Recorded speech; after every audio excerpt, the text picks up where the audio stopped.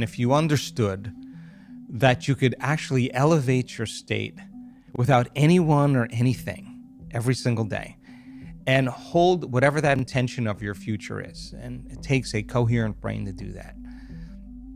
And feel the emotion of your future before it happens. That is, you can't wait for your wealth to feel success.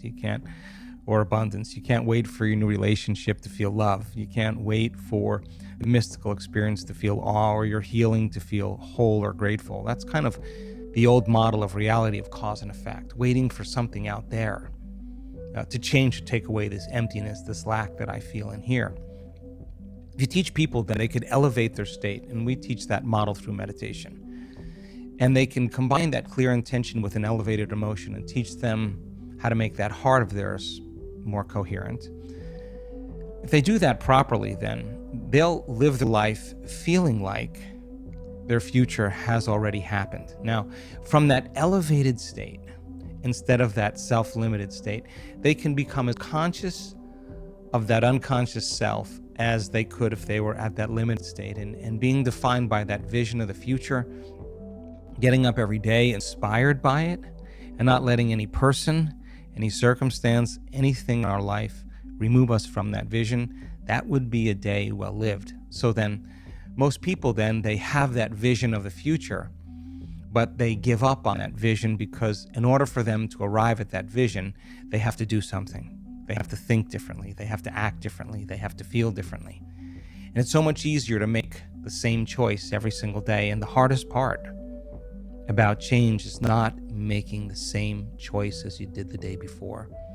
And the moment you decide to make a different choice, you're going to feel uncomfortable because you're stepping from the known into the unknown.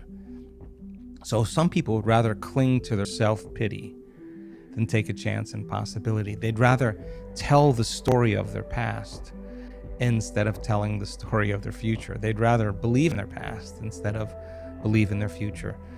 It's so much more important, though, to romance your future instead of romance your past. And I think if people understood that they could actually arrive at it, I think many people have done this already in their life. I think everybody, at least once in their life, has done something great.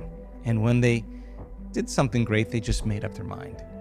And they made a decision in that moment to do something or to change with such firm intention that the amplitude of energy in making that choice caused their body to respond to their mind. That the choice that they were making to change became a moment in time that they would never forget. And the stronger the emotion they felt in order to change, the more they remembered the choice. And we could say then that they're giving their body a taste of the future emotionally, and they're literally aligning to that destiny.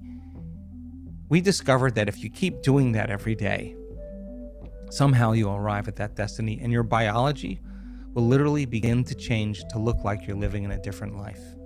What are some of the biggest myths relating to behavior change and, I guess, character and personality change that hold people back?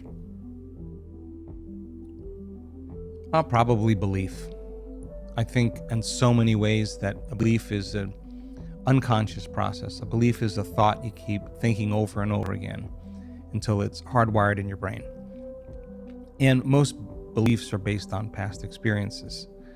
And so many people have a belief about something that has to change in order for them to arrive at a new place in their life.